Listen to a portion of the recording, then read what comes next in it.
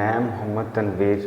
आप देख रहे हैं मेरा यूट्यूब चैनल कोबरा हर्ट, जिसमें C++ की प्लेलिस्ट चल रही है, जिसका आज दूसरा लेक्चर है। तो आज हम देखेंगे हमारा प्रोग्राम कैसे वर्क करता है, उसके बाद फर्दर कमेंट्स क्या होते हैं, डेटा टाइप्स क्या होती है और वेरिएबल्स क्या होते हैं, ऑपरेटर क्या होते हैं। आज के लेक्चर में हम ये चीज़ें सारी कवर करेंगे। तो स्टार्ट करते हैं। देखें, जब दो इंसान कम्युनिकेशन कर रहे होते हैं, जब हम आपस में बात कर रहे होते हैं, तो हम कोई ना कोई लैंग्वेज यूज़ कर रहे होते हैं, कोई ना कोई ज़बान यूज़ कर रहे होते हैं। या तो हम इंग्लिश यूज़ कर रहे होते हैं, उर्दू यूज़ कर रहे होते हैं, हिंदी यूज़ कर रहे होते हैं, कोई भी लैंग्वेज यूज़ कर रहे होते हैं जो दोनों को समझ आती है, जो इसे भी समझ आती है, इसे भी समझ आती है। जो इस इंसान को उर्दू समझ आती है, इस इंसान को भी उर्दू समझ आती है। अगर ये इंसान बात करे इंग्लिश में, किस में? इंग्लिश में, और ये इंसान को समझ आती है सिर्फ उर्दू, तो ये आपस में कम्युनिकेशन नहीं कर पाएंगे, कभी भी कम्युनिकेशन नहीं कर पाएंगे। इस केस में इनको क्या करना पड़ेगा? इन केस में इन्होंने कोई एक ऐसा वे ढूंढना है, जिसमें जो इसकी बात को ये इसको समझा पाए और इसकी बात को इसको समझा पाए। तो वो एक ट्रांसलेटर को ढूंढेंगे जो इनकी बात को ट्रांसलेट कर पाए, समझा पाए। ठीक है, ये तो एक आम जनरल लाइफ में एग्जांपल्स होगी। अब कंप्यूटर के साथ हम कैसे कम्युनिकेट करते हैं? देखें, एक ह्यूमन है, ठीक है, एक कंप्यूटर है। अब कंप्यूटर की लैंग्वेज डिफरेंट है, अब ह्यूमन की लैंग्वेज डिफरेंट है, इसकी लैंग्वेज डिफरेंट है। ये कैसे कम्युनिकेशन करेंगे? इंसान की लैंग्वेज है हाई लेवल लैंग्वेज, और इसकी है लो लेवल लैंग्वेज।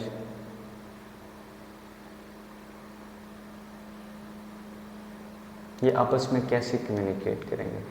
इंसान को समझ आती है इंग्लिश और इससे समझ आती है बाइनरी। ये कैसे आपस में कम्युनिकेट करेंगे? बाइनरी लैंग्वेज 0 और 1 की फॉर्म में लैंग्वेज होती है। किसकी फॉर्म में? 0 और 1 की फॉर्म में, या तो 0 होगी या 1 होगी। ओके, अब कंप्यूटर को किस चीज़ की ज़रूरत है? इसकी जो इंफॉर्मेशन है, जो इसने कमांड दी है, इंस्ट्रक्शन रिक्वेस्ट की है कि मुझे फॉर एग्ज़ाम्पल ऑडियो की एक फ़ाइल ओपन कर दो। ठीक है, अब कंप्यूटर को समझ नहीं आई कि है ना इसने क्या कहा है।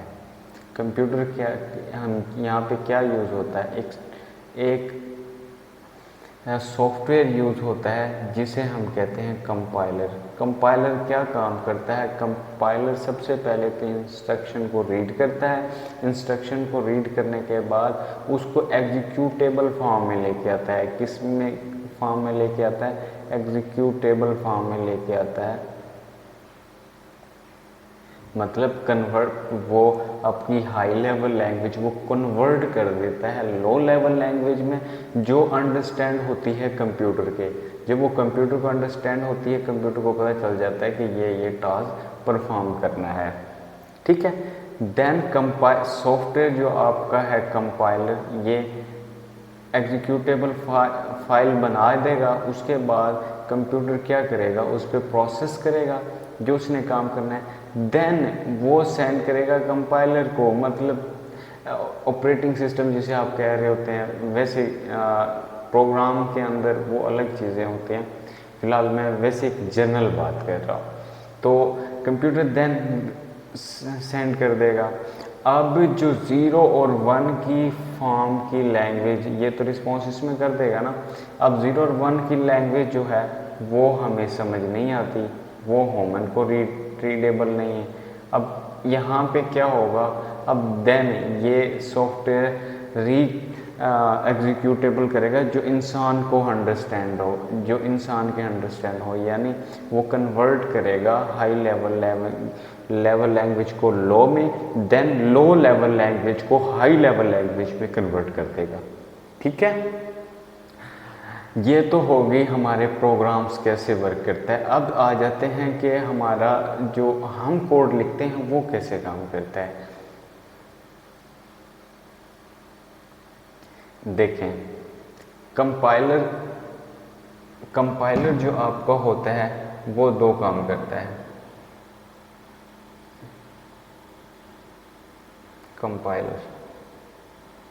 कंपाइलर एक तो ट्रांसमिट कर देता है आपकी हाई लेवल लैंग्वेज को लो लेवल लैंग्वेज में, और लो लेवल लैंग्वेज को हाई लेवल लैंग्वेज में क्या करता है, ट्रांसमिट करता है। High level to low level language, low level to high level language. It also find error, ये एरर भी फाइंड करता है। ठीक है, ये दिमाग में बात करें, जब कोई एरर होगा तो ये एग्जीक्यूशन रोक देगा ना, तो कहेगा भाई फला लाइन पे एरर आ रहा है, 7वीं लाइन पे एरर आ रहा है, 8वीं लाइन पे एरर आ रहा है, इसको सही करो फिर मैं चलूँगा। तो आपको एरर का पता चल जाता है कि यहाँ एरर है। ठीक है, अब हम जब प्रोग्राम लिखते हैं, जब हम C++ में कोई प्रोग्राम लिखते हैं, जावा में कोई प्रोग्राम, एनी लैंग्वेज किसी में भी कोई पीस ऑफ कोड लिखते हैं, तो वो क्या होता है, प्रोग्राम लिखा गया आपका। ठीक है, अब ये क्या करेगा, ये जाएगा कंपाइलर के पास, कंपाइलर इसको रीड करेगा, ये दोनों काम करेगा। पहले तो एरर फाइंड करेगा। ठीक है, एरर फाइंड हो जाएगा, ओके है, 0 एरर है, देन ये ट्रांसमिट कर लेगा लो लेवल लैंग्वेज में, कंप्यूटर अंडरस्टैंडिंग में, यानी बाइनरी कोड में कन्वर्ट कर देगा। ठीक है, उसके बाद क्या होगा, जैसे ये कन्वर्ट कर देगा तो कंप्यूटर के अंडरस्टैंड फॉर्मेट में आ जाएगा, एग्जीक्यूटेबल फाइल बन जाएगी, एग्जीक्यूटेबल फाइल बन जाएगी। इस एग्जीक्यूटेबल फाइल को कंप्यूटर अंडरस्टैंड कर सकता है। ठीक है, कंप्यूटर अंडरस्टैंड कर सकता है। अब कंप्यूटर इसको कर देगा भाई, मिसाल के तौर पर यहाँ से हम कहते हैं a+b 2+5। ठीक है, अब 2+5 क्या होगा, यहाँ पे कंप्यूटर ये अंडरस्टैंड करेगा भाई 2+3 लगा लो, 2+3 है, तो यहाँ पे ये इसको पहले कन्वर्ट करेगा, पहले देखेगा एरर, कोई एरर नहीं है। ठीक है जी, अब ये कन्वर्ट कर देगा बाइनरी फॉर्म में। ये प्रोसेस जो हो रहा है 2+3 भाई, ये 2 है, ये 3 है और अर्थमेटिक का ऑपरेशन है, तो यहाँ पे ये 101 होता है, आई थिंक 5 बाइनरी कोड में। जब इस फॉर्मेट में आ गई बाइनरी फॉर्म में, तो कंप्यूटर को पता चल गया कि ये जो है ना 0 और 1 है, 0 और 1 है, इसका मतलब क्या है, ये 5 है। 5 क्या है, हाई लेवल लैंग्वेज में था। ठीक है, और ये अर्थमेटिक ऑपरेशन करना है जी, आपने 3 और 2 को प्लस करना है। अब यहाँ से दोबारा कन्वर्ट होगा, जब दोबारा जाएगा अब हाई लेवल लैंग्वेज में, हाई लेवल लैंग्वेज से प्रोग्रामर के पास, प्रोग्रामर हमारा जो हम रीड कर लेंगे। इस तरह से हमारी वर्किंग चल रही होती है। ओके, आई होप आपको है ना कंपाइलर का जो सारा वर्किंग है और हमारे कंप्यूटर की वर्किंग कैसे होती है, ये सारी समझ आ रही होगी। नेक्स्ट जो हमारा टॉपिक है, फर्स्ट प्रोग्राम हम लिखते हैं कि बहुत सी बातें कर ली हमने, एक प्रोग्राम लिख के देखते हैं। तो प्रोग्राम लिखने से पहले एक और चीज़ है, आईडी। एक अक्सर लफ्ज़ यूज़ होता है, what is ID, ID ID. तो ये आईडी क्या होता है, ये आईडी होता क्या है, ये आईडी है ना, आप बेसिकली ऐसे समझ लें कि एक एनवायरनमेंट है टू राइट अ कोड। क्या है, एनवायरनमेंट है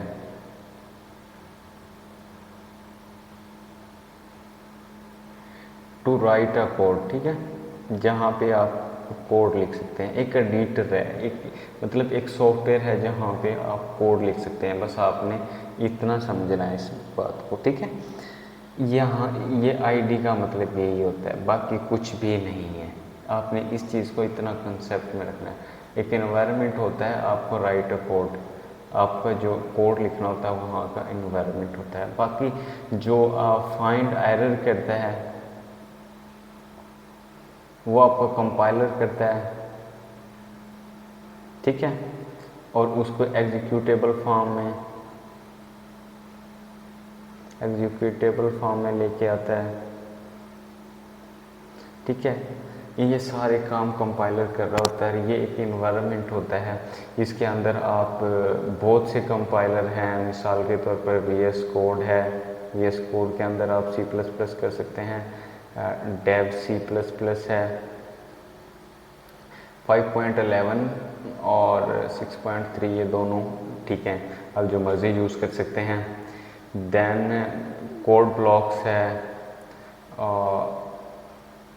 और भी बहुत से हैं जो आप लाइक करें। और आजकल बड़े रोबोटिक आईडीज़ भी आए हुए हैं, जैसे रेपलिट, आपने बड़ा सुना होगा रेपलिट के बारे में। तो ये रेपलिट क्या होता है आज हम देख भी लेते हैं, रेपलिट को कैसे क्रिएट किया जाता है।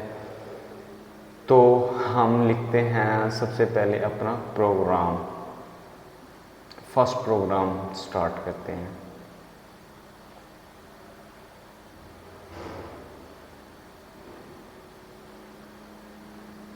ठीक है, फर्स्ट प्रोग्राम में की थोड़ी सी थ्योरी हम देख लेते हैं। मैं कहता हूँ कि आपने कुछ पॉइंट याद कर रखने हैं। आपकी जो है ना एग्जीक्यूशन है, आपकी जो एग्जीक्यूशन है वो ऑलवेज मेन फंक्शन से स्टार्ट होगी।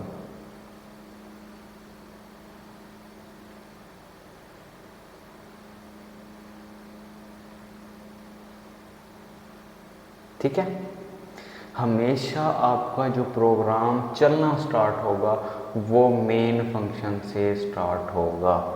और मेन फंक्शन, किसी भी फंक्शन का जो सिंटैक्स है वो ऐसे होता है। सबसे पहले आपकी डेटा टाइप्स आती है।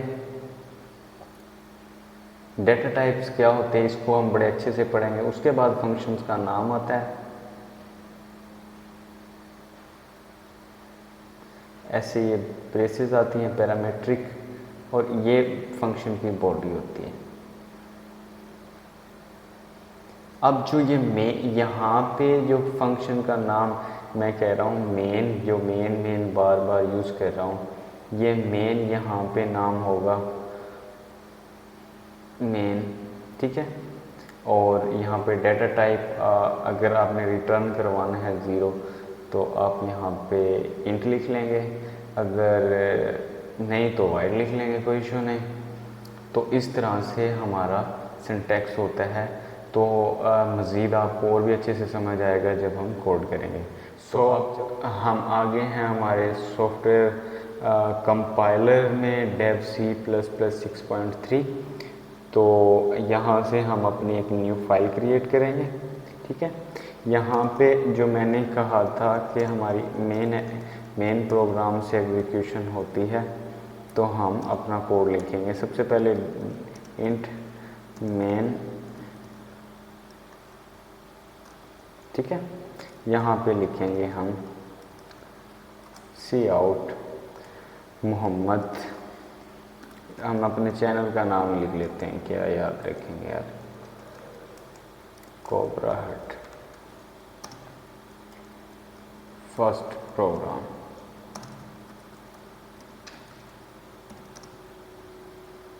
ठीक है, और यहाँ पे इसको कर देंगे। यहाँ से अब इसको चलाने से पहले हम देखते हैं क्या हमारा प्रोग्राम सही चल रहा है या नहीं चल रहा है। STURN रिटर्न 0, ठीक है। देखते हैं चला के।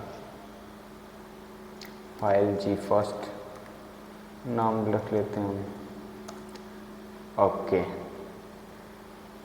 तो ये देखो यहाँ पे कोई एरर नहीं आ रहा, इसका मतलब हमारी सारी चीज़ें सही चल रही हैं। तो अब देखना मज़े की चीज़ आएगी। देखो अब यहाँ पे एरर आ रहा है। एरर क्या आ रहा है? Cout was not declare in this scope. Compiler कह रहा है कि मुझे ये है ना सी आउट क्या चीज़ है, इसका मुझे नहीं पता, इसका मुझे नहीं पता। तो इसको हम इस एरर को ख़त्म करने के लिए हमें एक ऐसी हेडर फाइल इंक्लूड करनी पड़ेगी जिसके अंदर ये सी आउट का और प्रोग्राम लिखा हुआ हो। ठीक है, तो यहाँ पे हमें एक एरर है को ख़त्म करने के लिए हेडर फाइल यूज़ करनी पड़ेगी, यानी हमारे कंपाइलर को बताना पड़ेगा कि ये सी आउट ये चीज़ है, उसके अंदर प्री डिफाइंड कोड होगा C++ का। तो हम हमारे इस तरह से इंक्लूड कर लेंगे, ये इंक्लूड कर लेंगे IO स्ट्रीम को STR। ठीक है, अब देखें, अब फिर एरर आएगा। अब यहाँ पे आ रहा है cout was not declare, you did mean STD। ये कह रहा है मेरे पास है ना जो स्पेस है ना वो मुझे नहीं पता कि इसको स्टोर कहाँ से करना है। ये STD वाली नेम स्पेस को हमने है ना यूज़ नहीं किया, तो यहाँ पे एक लाइब्रेरी को यूज़ करना पड़ेगा। ठीक है, यहाँ पे यूजिंग नेम स्पेस STD ये यूज़ करना पड़ेगा आपको। ठीक है, इन चीज़ों को आपने अभी के लिए बड़ा अपना ज़्यादा कम्प्लेक्स नहीं बनाना। इसका मतलब सिर्फ ये समझना है कि ये एक हेडर फाइल है। ठीक है, हेडर फाइल है जो जिसके अंदर आपका इनपुट I से इनपुट, O से आउटपुट, स्ट्रीम फाइल। ठीक है, आउटपुट इनपुट स्ट्रीम फाइल। ठीक है, तो ये आपने फ़िलहाल, और यहाँ पे ये यूजिंग नेम स्पेस यूज़ कर लो। STD वाली नेम स्पेस हम यूज़ करेंगे, यानी जो हमारी सारी चीज़ें चल रही हैं, हमारे फंक्शन चल रहे हैं, जो स्पेस यूज़ हो रही है वो STD वाली भी हो रही होगी। ठीक है, अब दोबारा से रन करके देखते हैं। देखें सारे एरर ख़त्म हो गए। अब कंपाइलेशन कंप्लीट हो गई। ये देखो कोबरा हर्ट फर्स्ट प्रोग्राम, तो हमने अपना पहला प्रोग्राम बना लिया। ठीक है, अब ये प्रोग्राम सारा समझते हैं कि हुआ क्या है। यहाँ पे कुछ मैंने एक इंट मेन का यूज़ किया है, और यहाँ पे मैंने कुछ सी आउट का यूज़ किया है, उसके बाद ये लेस देन वाले ऑपरेटर यूज़ किए हैं। ये सारी चीज़ें क्या हैं, एक यहाँ पे सेमीकोलन भी यूज़ किया है। इन चीज़ों को समझते हैं। ओके, यहाँ पे हमने एक सी आउट का यूज़ किया है, कुछ इस तरह से सी आउट लिखा हुआ था। ये चीज़ क्या होती है? सी आउट बेसिकली एक कीवर्ड है जो आउटपुट शो करवाने के लिए यूज़ होता है। जो किसका? जो कंसोल के ऊपर, कंसोल पे आउटपुट शो करवाता है। ठीक है, देन ये चीज़ क्लियर होगी। उसके बाद सेकंड के ये कुछ लेस देन वाले ऑपरेटर थे, ये आपके यूज़ होते हैं विद सी आउट। इन्हें ये आप ऑपरेटर यूज़ होते हैं स्टैंडर्ड कंसोल पे, स्टैंडर्ड किस्म के आउटपुट को शो करवाते हैं, स्टैंडर्ड टाइप पे। ठीक है, आउटपुट को शो करवाते हैं ऑन कंसोल पे। अगर आप इस तरह से लिखते हैं सी आउट, ये चीज़ नहीं लगाते, डायरेक्ट ऐसे करते हैं, तो ये आपका एरर फाइंड होगा, ये आपने लगाने होंगे, ये एरर आ जाएगा। ठीक है, ये चीज़ लाजमी है। ये ऑपरेटर क्लियर हो गया। अच्छा, उसके बाद सी आउट क्लियर हो गया। एक और चीज़ यूज़ की थी हमने, वो था इस तरह से कुछ सेमीकोलन यूज़ किया था। ये चीज़ क्या है, सेमी कॉलन वहाँ पे यूज़ होता है, सेमी कॉलन वहाँ पे यूज़ होता है जब आपको लाइन से टर्मिनेट करना हो, लाइन से एंड करना होता है, कि as a symbol which used SYM symbol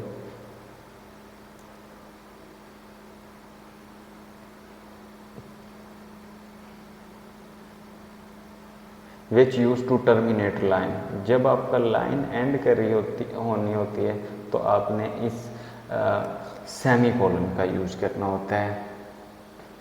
I hope आपको इन चीज़ों की समझ आ गई होगी। अब नेक्स्ट हमने कुछ इस तरह से लिखा हुआ था कि इंट में लिखा हुआ था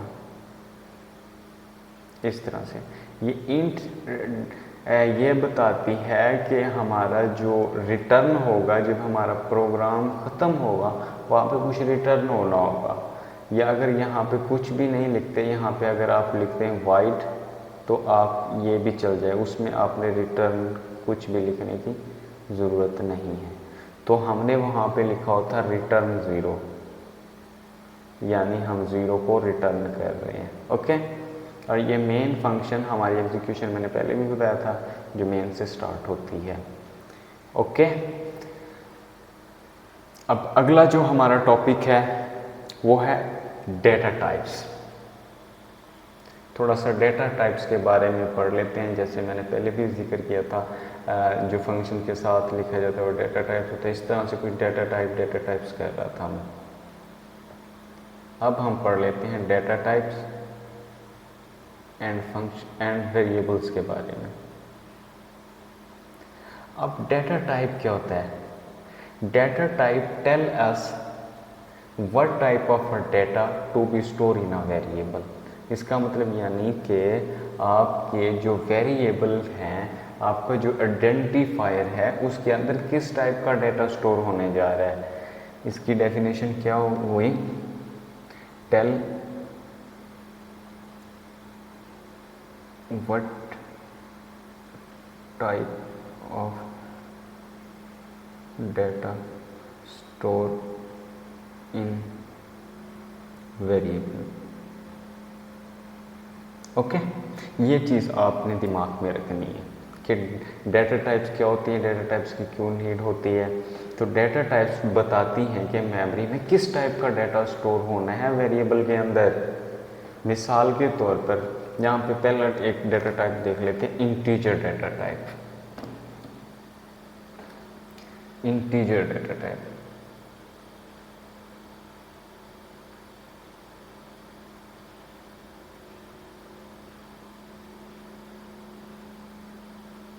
इंटीजर को देखते हैं। इंटीजर के लिए कीवर्ड यूज होता है हमारे पास इंट।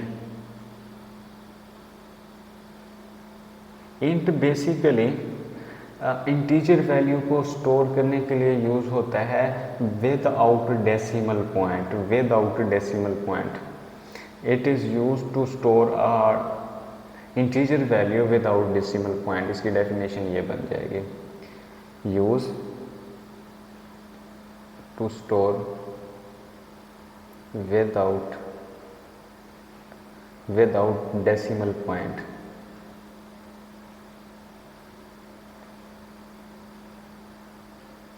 डेसिमल पॉइंट ये वाला यार, ये डॉट को डेसिमल पॉइंट बोलते हैं, ठीक है। नेक्स्ट, ये जो है डिफ़ॉल्ट होता है, मतलब है ना, इसके अंदर पॉजिटिव वैल्यू भी आप स्टोर कर सकते हैं, इनके अंदर नेगेटिव वैल्यू भी स्टोर करते हैं, लेकिन ये आपको जो रिज़ल्ट शो करेगा without decimal point result show करेगा, ठीक है। एक तो ये चीज़ होगी। मिसाल के तौर पर जब आप एस डिक्लेयर करेंगे, सबसे पहले इंट लिख लेंगे, ठीक है। इंट के बाद ए डिक्लेयर करेंगे, तो इससे क्या हुआ, इससे आपकी मेमोरी के अंदर इस तरह से एक ब्लॉक बन जाएगा, ठीक है। इस तरह से एक ब्लॉक बन जाना है, उसके अंदर एक ए नाम का, उसके अंदर जो आएगी चीज़ें वैल्यूज़ आनी है वो इंटीजर टाइप की आनी है, इंट टाइप की आनी है। इससे कंप्यूटर की जो मेमोरी है कंपाइलर को बता देगा ये डाटा, इस डाटा टाइप की वैल्यूज़ आनी हैं। अगर यहाँ पे आप डाल देते हैं स्ट्रिंग्स डाल देते हैं, कुछ और डाल देते हैं, तो यहाँ पे क्या होगा, एरर थ्रो होगा, क्योंकि हमने कंपाइलर को बता दिया कि हमारे पास जो है ना वैल्यूज़ ए के अंदर स्टोर होनी है वो इंट टाइप की होनी है। मिसाल के तौर पर यहाँ पे मैं अगर लिख दूँ int a is equal to 5, ये कहेगा ओके, यहाँ पे क्या आ जाएगा, यहाँ पे इंट ऐसे तो स्टोर नहीं होगा ना, मैंने पहले भी बात की थी कि यहाँ पे 5 स्टोर हो जाएगा, ठीक है, एक लम्हे के लिए हम समझ लेते हैं कि ऐसे स्टोर हो जाता है, लेकिन ऐसा पीछे नहीं हो रहा होता है, हो ऐसे रहा होता है कि आपके जो इंट है वो मेमोरी के अंदर 4 बाइट लेते हैं, और जो 4 बाइट लेगा सबसे पहले तो ये होगा बाइनरी में कन्वर्ट। अब बाइनरी में कन्वर्ट होने के बाद अब जो पहले है आपने देखा होगा कि आपको कन्वर्सेशन आनी चाहिए binary to decimal, decimal to binary. मेरे ख्याल में अब आपको इन चीज़ों पे टाइम वेस्ट नहीं करना। आए तो बहुत अच्छी बात है, लेकिन है ना अब कैलकुलेटर ऐसे आए हुए हैं तो आप इनको इजीली ऐसे बाइनरी कन्वर्ट कर सकते हैं। तो यहाँ पे जो हमारा आएगा अब हर ये क्या 4 बाइट्स का होता है। अब 4 बाइट्स के अंदर हर बाइट के अंदर क्या होते हैं, 8 बिट होते हैं, तो ये कितना होगा 24 ये सॉरी 32 बिट्स। 32 बिट्स का बाकी यहाँ पे तो 0 1 0 1, यहाँ पे बाकी 0 0 0, यहाँ पे 0 0 0 0 0 0 0 0 0 0 0 0 0 0, इस तरह से मेमोरी के अंदर स्टोर हो जाएंगी। ओके, अब ये तो इंट की बात होगी। नेक्स्ट हम बात करते हैं हमारी नेक्स्ट डेटा टाइप की, जिसे बोलते हैं फ्लोट। अब फ्लोट भी सेम इसी तरह है, लेकिन ये यूज़ होता है विद डेसिमल पॉइंट के, यानी ये तो सॉरी ये विदाउट डेसिमल पॉइंट था, विदाउट। तो ये जो यूज़ होता है फ्लोट विद डेसिमल पॉइंट के वैल्यूज़ को स्टोर करता है, विद डेसिमल पॉइंट, ठीक है, वैल्यूज़ को स्टोर करता है। इसी तरह सेम सारा प्रोसेस बाकी इसी तरह होता है। फिर एक डेटा टाइप हमारे पास आती है डबल भी सेम इसी तरह होती है। डबल ज़्यादा मेमोरी कंज्यूम कर रहे हैं, मिसाल के तौर पर आपको बहुत ज़्यादा बड़ी वैल्यू स्टोर करनी है तो आप डबल का यूज़ कर सकते हैं, ठीक है। तो सेम ये इसी तरह होती है, लेकिन इसके अंदर मेमोरी की स्पेस ज़्यादा होती है। अब उसके बाद हमारे पास आ जाती है data type character data type. Character का जो कीवर्ड है जिसे हम डेटा टाइप्स में लिखते हैं वो होता है चार, CHAR, और ये मेमोरी के अंदर 1 बाइट टेक्स करता है, ठीक है, यानी 8 बिट स्टोर करता है, 8 बिट स्टोर करता है। अब करेक्टर्स को जो इसकी वैल्यूज़ हैं उसको आप सिंगल कोट्स के अंदर लिखते हैं। एक ये बात भी आपने याद रखनी, सिंगल कोट्स के अंदर लिखते हैं, सिंगल कॉमास के अंदर, ये है ना ऐसे सिंगल कॉमास के अंदर एक सिंगल करेक्टर। तो इसके सिंटैक्स को देख लेते हैं। सबसे पहले आपने 4 ये कीवर्ड यूज़ करना होता है। ये क्या बताएगा, सिंपल वही जो पहले मैंने बात की थी कि सबसे पहले डेटा टाइप बताती है कि what type of data to be store in memory, कि मेमोरी के अंदर किस टाइप का डाटा स्टोर होने जा रहा है। उसके बाद वेरिएबल का नाम आता है और उसके बाद वैल्यू। अब किस टाइप का डाटा स्टोर होना है, टाइप का डाटा स्टोर होना है 4 का, ठीक है। यहाँ पे अगर मैं इसको इस तरह से लिख दूँ और यहाँ पे सिंगल कोट्स के अंदर तो यहाँ से इसको पता चलेगा डाटा टाइप 4 का डाटा टाइप स्टोर होने जा रहा है। ओके, अब यहाँ पे एक और बात, क्या मेमोरी के अंदर ये ए ऐसे के ऐसे स्टोर होगा? मैं क्या नहीं, ऐसे का ऐसे स्टोर नहीं होगा, ये कन्वर्ट होगा बाइनरी में। बाइनरी में आपका सवाल है, अब क्वेश्चन है सर ठीक है, इंटीजर तो data type, integer data types का डाटा आता था 5, 7, 200, 300, 400, उसको तो हम बाइनरी में कन्वर्ट कर लेते थे, लेकिन ये एक कैरेक्टर को कैसे बाइनरी में कन्वर्ट करेंगे, ये कैसे करेंगे? ये बड़ा अच्छा क्वेश्चन है। इसके लिए हमने एक स्काई टेबल बनाई होती है, स्काई टेबल,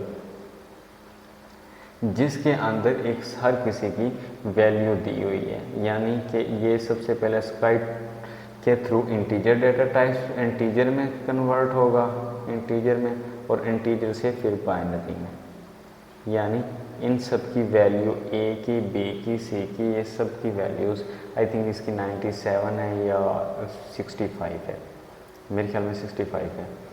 तो यहाँ से कन्वर्ट होगी 65, जो सबसे पहले ये बाइनरी लैंग्वेज में यानी स्काई टेबल में देखेंगे ए की वैल्यू क्या, फॉर एग्जांपल 65 है, 65 देन कन्वर्ट होगा बाइनरी में, और बाइनरी से फिर जाके मेमोरी के अंदर इस तरह से 1 बाइट की स्पेस होगी, 1 बाइट यानी 8 बिट्स, और उसके अंदर आपकी वैल्यू स्टोर हो जानी जो भी होगी 8 बिट्स के अंदर। इस तरह से हमारा जो 4 है वो काम कर रहा होता है।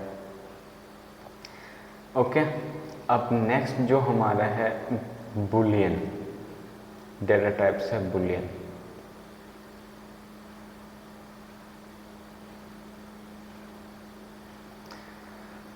बुलियन को देख लेते हैं। इसका कीवर्ड होता है बोल, BOLL, बोल, ये सॉरी इस तरह से होता है, और ये आपकी रिटर्न करता है ट्रू या फॉल्स में, यानी 0 और 1, 0 और 1 में, ट्रू होगी तो 1 और फॉल्स होगी तो 0, और ये आपकी मेमोरी के अंदर लेता है 1 बिट। ओके, यानी या तो इसने 0 स्टोर करना होता है या इसने 1 स्टोर करना होता है। ओके, ये आज हमारी कुछ डाटा टाइप्स थी, और अब वेरिएबल्स को देख लेते हैं। What is the variable?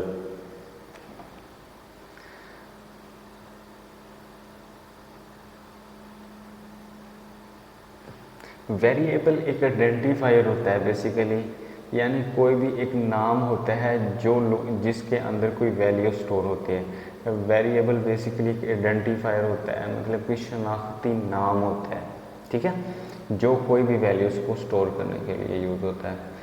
हम इसको कह सकते हैं इट इज़ आइडेंटिफायर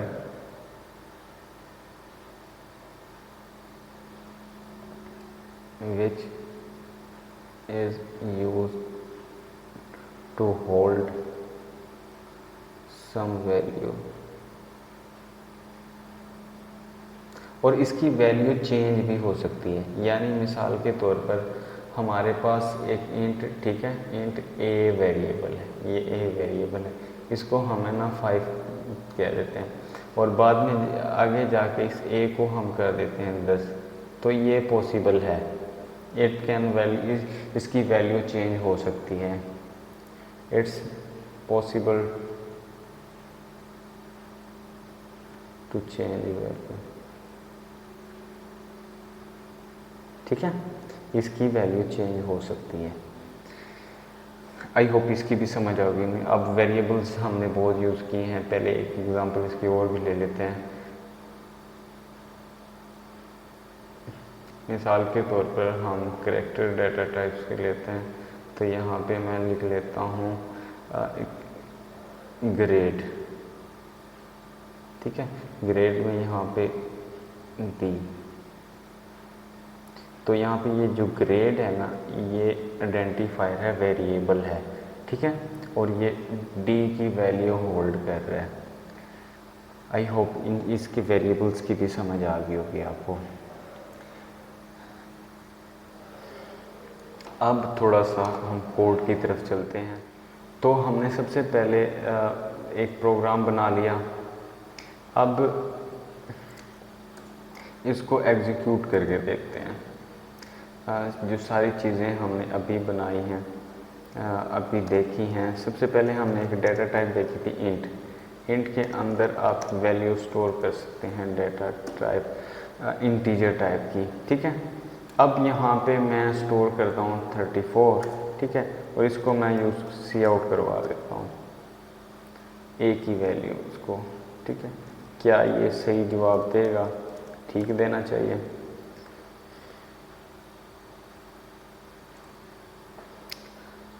ओके जी, देखें ये 34 ही शो करवा रहा है।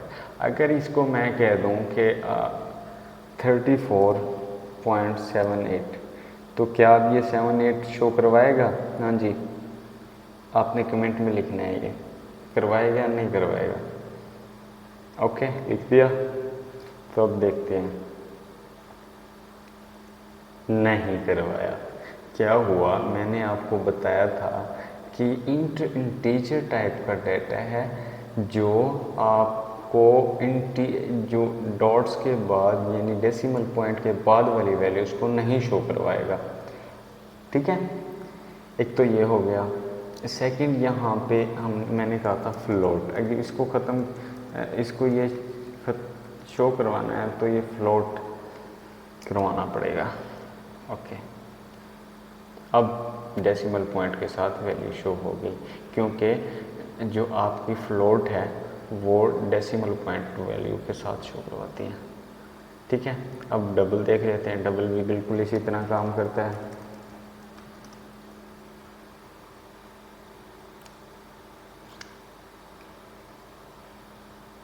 हाँ देखो, बिल्कुल इसी तरह काम कर रहा है, ये ज़्यादा मेमोरी होल्ड करता है। ओके, अच्छा, नेक्स्ट हमने देखा था बोल। तो यहाँ पे मैंने एक इंट ले लेता हूँ, इंट ए इस, और इंट एक ले लेता हूँ इंट बी। बी के अंदर कर देता हूँ 80। और यहाँ पे एक बोल लियन टाइप का डेटा सी ले लेता हूँ। उसको मैं पूछता हूँ ए छोटा बड़ा है बी से, तो यहाँ पे सी को देखता हूँ। अगर ये ट्रू होगा तो 1 वैल्यू आ जाएगी, और अगर फॉल्स होगा तो 0 वैल्यू आ जाएगी। देखते हैं क्या होता है, आपके हिसाब से क्या होना चाहिए। तो यहाँ पे एरर आ रहा है। तो यहाँ पे एरर इसलिए आ रहा है, ये टर्मिनेटर लाइन टर्मिनेट की तो हमने सेमीकोलन यूज़ नहीं किया। हाँ जी, देखें 0 यानी कि फॉल्स है, ठीक है। ये देखें छोटा है। अब इसको चेंज करें, अब क्या जवाब आएगा? अब 1 आना चाहिए। ओके, बिल्कुल ये 1 आ रहा है जवाब।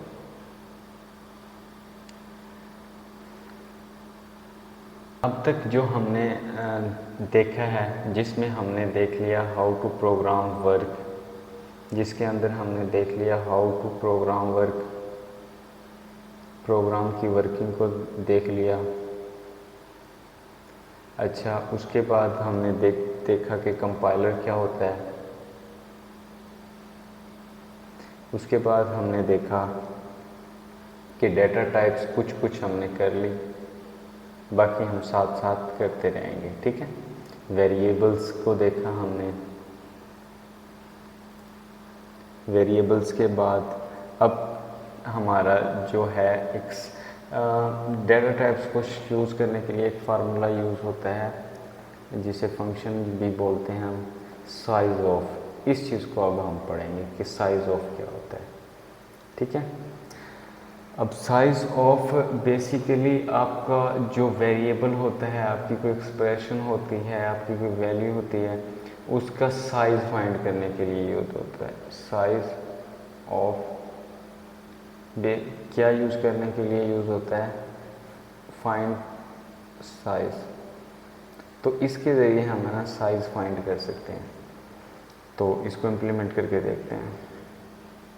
अब यहाँ पे इन सब का साइज़ फाइंड करके देखते हैं। ओके, यहाँ पे हम साइज़ ऑफ फार्मूले का यूज़ करते हैं।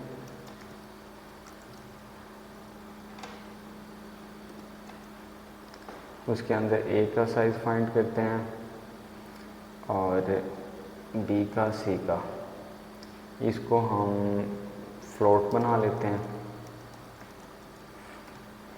और ए, बी और सी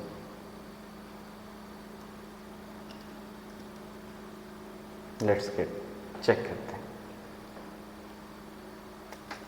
ओके, यहाँ पे देखें आपका जो फ्लोट है वो भी 4 बाइट स्टोर करता है और आपका जो इंट है वो भी 4 बाइट स्टोर करता है और आपका जो बुलियन है वो 1 बिट स्टोर करता है।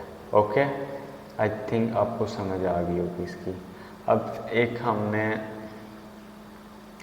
यहाँ पे अगर हम कहें कि a इज़ इक्वल टू जो है वो है a के, तो यहाँ पे क्या होगा? a is equal to a।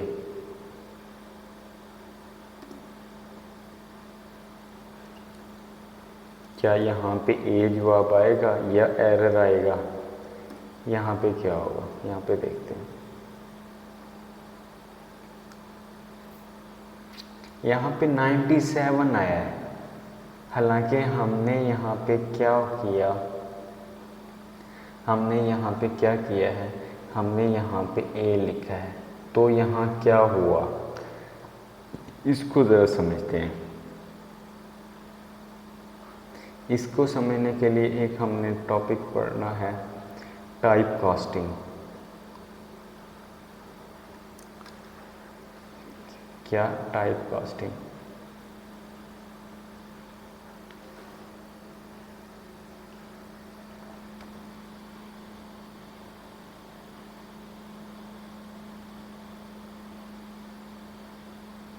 Type casting में क्या होता है? आपकी जो वैल्यूज़ होती हैं वो पहले भी मैंने कहा था कि आपने अस्काई टेबल को देखना भी है। वीडियो के बाद अस्काई टेबल क्या होता है गूगल पे जाके सर्च करना है। यहाँ पे एक प्री डिफाइंड होता है, जैसे कि यहाँ पे ए था, ए का क्या आया 97, उसके बाद बी का क्या आएगा 98, इसी तरह बड़ा ए जो है कैपिटल ए जिसे बोलते हैं ये है 65, बी कैपिटल ये है 66, सी इसी तरह ये है 67। इस तरह से सारी सिंबल्स के और सारी वेरिएबल्स के डाटा स्टोर किया। यहाँ पे मैंने लिखा था कुछ इस तरह से कि int a is equal to a, इस तरह से। तो यहाँ से क्या हुआ? ये मैप हुआ आपके अस्काई टेबल से। अस्काई टेबल पे a की वैल्यू क्या है? a की वैल्यू है 97, ठीक है। अब ये 97 जो मेमोरी के अंदर स्टोर हो गया बाइनरी फॉर्म में, ठीक है। अब यहाँ से जो वैल्यूज स्टोर हो चुकी है 97 वो बाइनरी में है, ठीक है। ये बाइनरी से कन्वर्ट दोबारा से किस में, हमें रिज़ल्ट किस में देना है? इसने रिज़ल्ट देना है इंट ने। तो यहाँ पे क्या अस्काई वैल्यू जो 97 है वो उठा के दे देगा, ठीक है। इसी तरह सेम इसी तरह अगर मैं यहाँ पे इसको ऐसे कर दूँ कि 4, ठीक है, a इज़ इक्वल टू, अब करेक्ट डेटा टाइप्स ले लूँ, ठीक है। इसके अंदर मैं स्टोर कर दूँ 97, तो क्या होगा? अब जो हमें रिक्वायरमेंट है वो है करेक्टर में, यानी हम वैल्यू शो उसने करवानी है करेक्टर में, और यहाँ पे हमें वैल्यू क्या दी है 97। देन ये मैप दोबारा से मैप हो गया स्काई टेबल से। स्काई टेबल पे एज जो 97 है वो किसके साथ मैप कर रहा है, ए के साथ मैप कर रहा है 97। तो वहाँ पे जो हमें वैल्यू शो होगी वो ए शो होगी। तो इसको हम कोड करके देखते हैं, क्या ऐसा ही होता है। अब यहाँ पे इसको मैं कर देता हूँ CHR 4 और यहाँ पे मैं लिख देता हूँ 97। अब क्या होता है,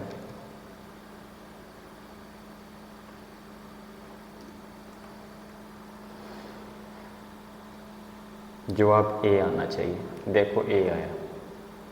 क्या हुआ, हमें रिटर्न जो आंसर आना चाहिए था जो वो करेक्टर डेटा टाइप्स में होता है। इसी तरह हमारा टाइम कम्प्लेक्स टाइप कास्टिंग काम कर रही होती है। ओके,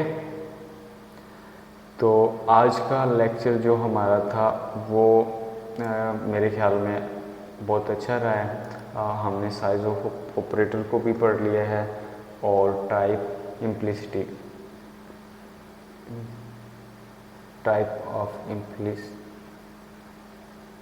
को भी पढ़ लिया। ठीक है, अब मैं फिर से जो है कल जो हमारा लेक्चर होने जा रहा है वो मज़ीद कमेंट्स के बारे में पढ़ेंगे हम, और ऑपरेटर्स के बारे में पढ़ेंगे, लॉजिकल ऑपरेटर के बारे में पढ़ेंगे, असाइनमेंट ऑपरेटर के बारे में पढ़ेंगे, अर्थमेटिक ऑपरेटर्स के बारे में पढ़ेंगे। अगर आपको ये वीडियो मेरी अच्छी लगी है और आपको किसी भी चीज़ की समझ नहीं आई है देन आप मुझे कमेंट करें, मैं रिस्पॉन्स दूंगा। तो तब तक के लिए अब अपना ख्याल रखिए, मुझे दीजिए इजाज़त। तो मिलते हैं नेक्स्ट वीडियो में।